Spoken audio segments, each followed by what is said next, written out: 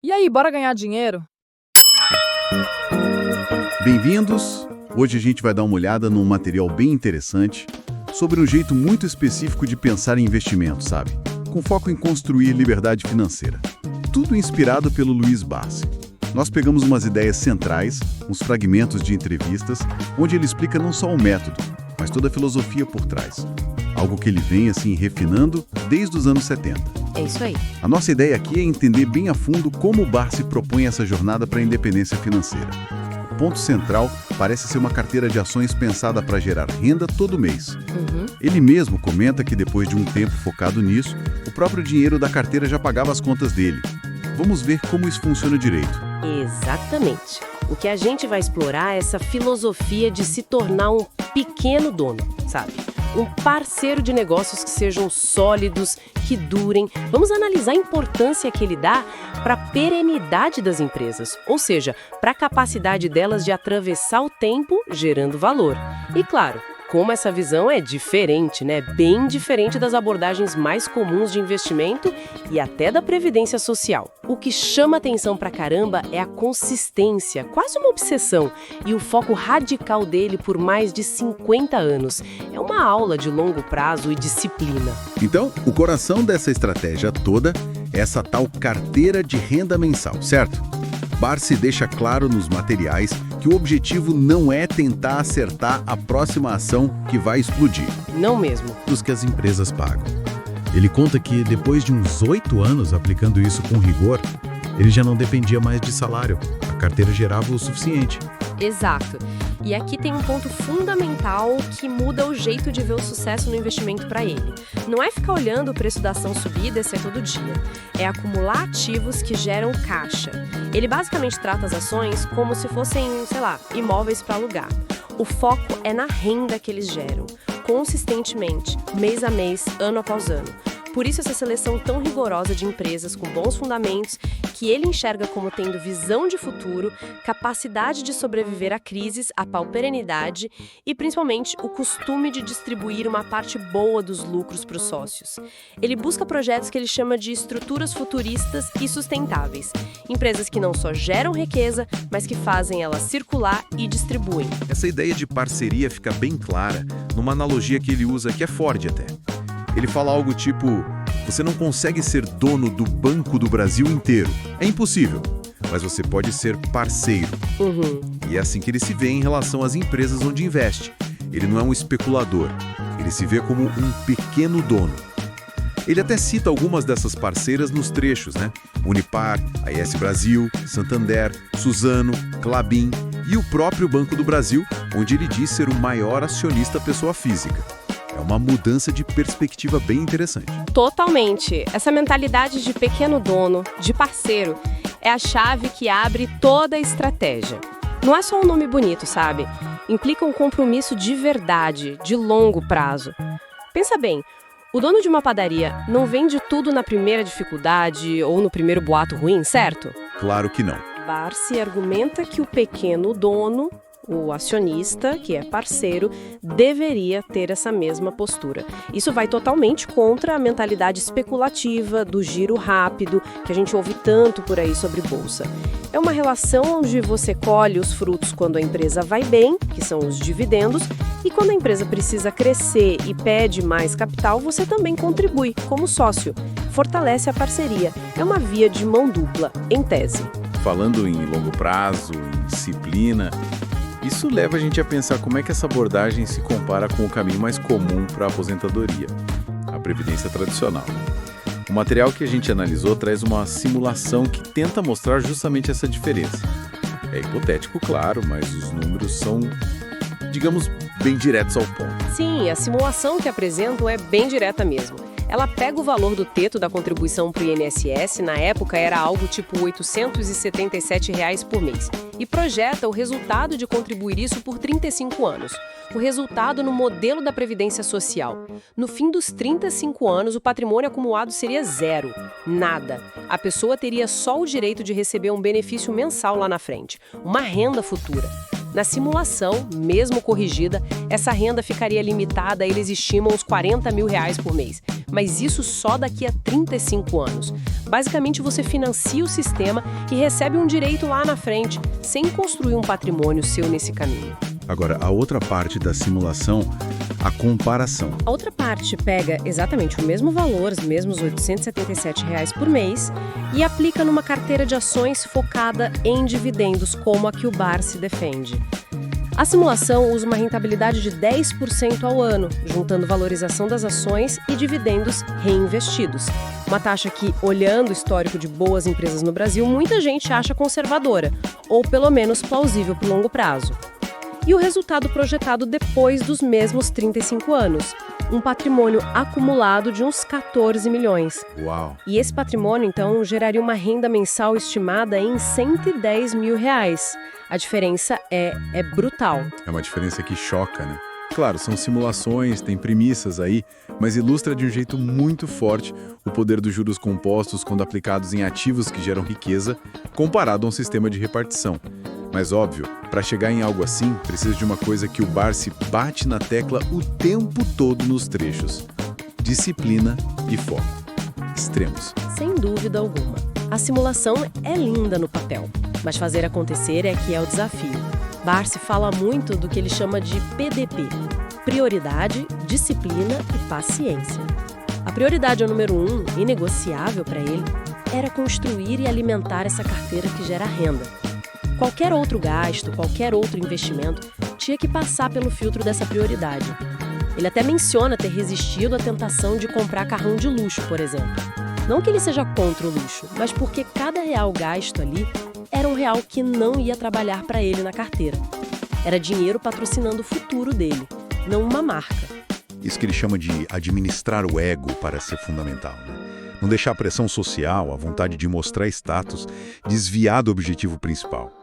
É quase um exercício de, minimalismo financeiro focado num único e grande objetivo. Exatamente. É uma filosofia de como usar o dinheiro.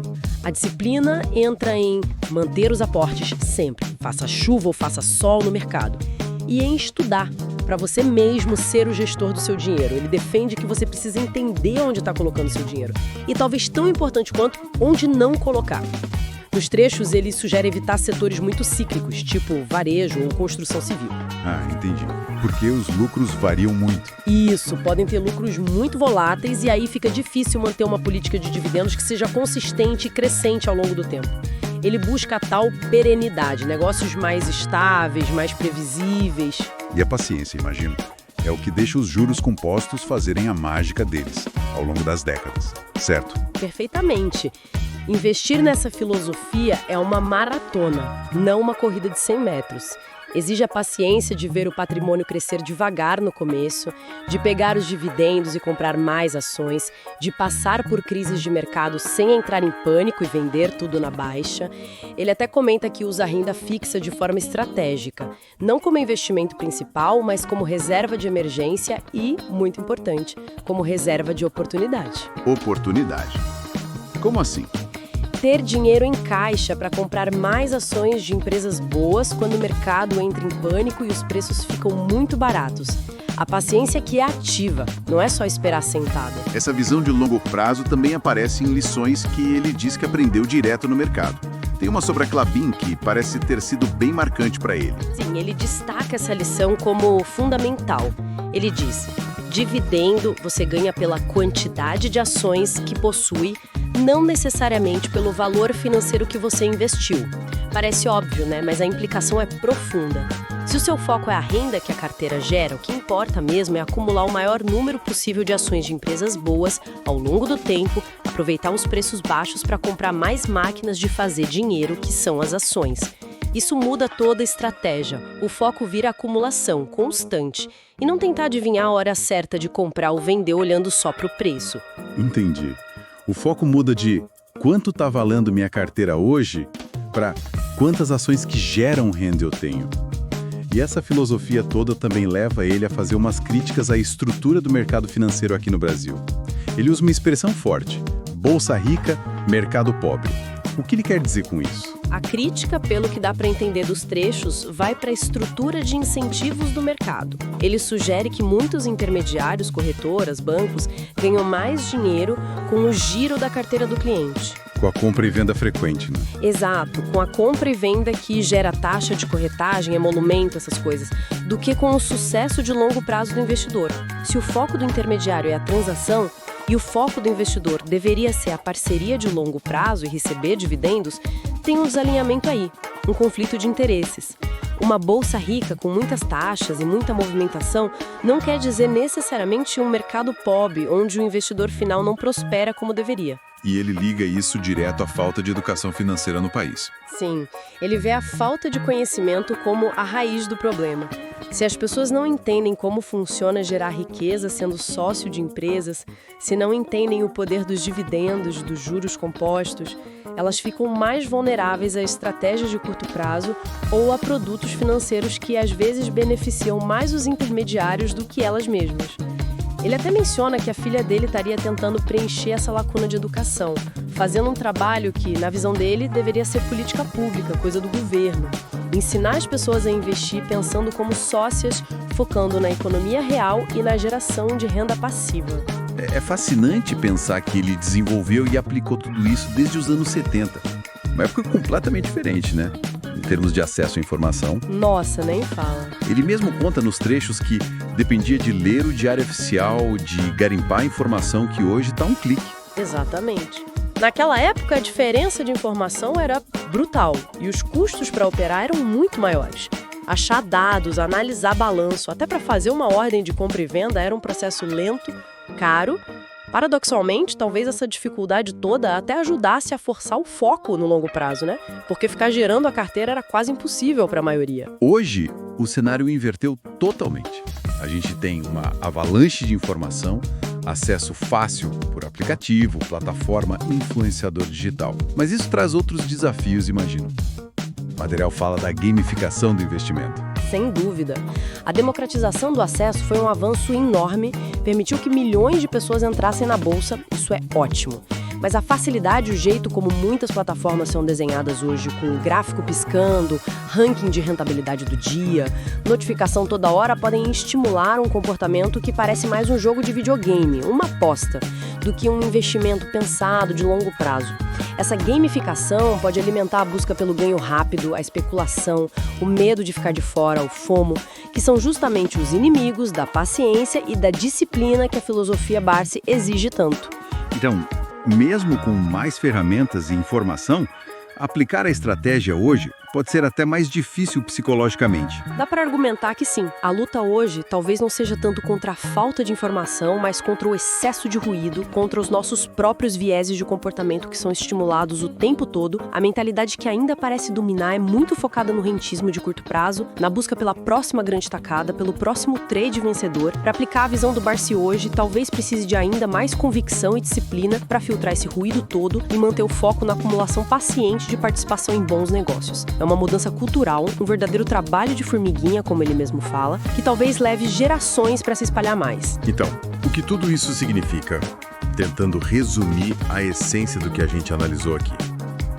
A abordagem do Barsi, pelo que vimos nesses materiais, parece um chamado poderoso para a simplicidade focada. É sobre mudar o objetivo. Não é ficar rico rápido na bolsa. É construir uma fonte de renda passiva que seja sólida. Como?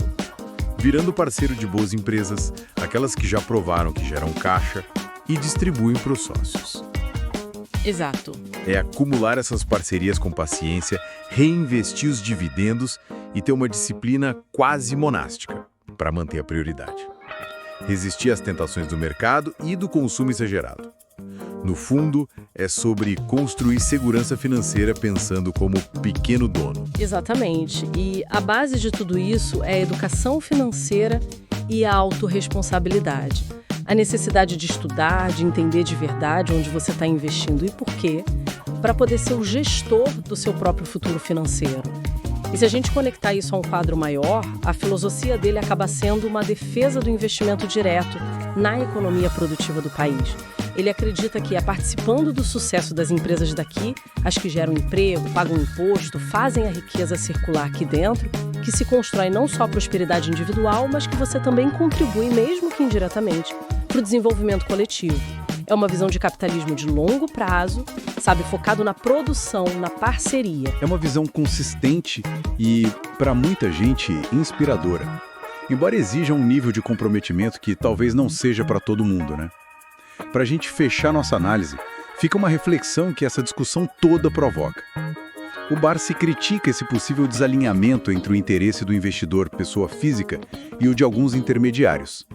Pensando nisso, e nessa ideia de ser um parceiro e não só um comprador de ação solta, que tipo de mecanismo ou postura um investidor pode adotar hoje para garantir que os interesses dele estejam realmente alinhados com os das empresas das quais ele decide ser sócio?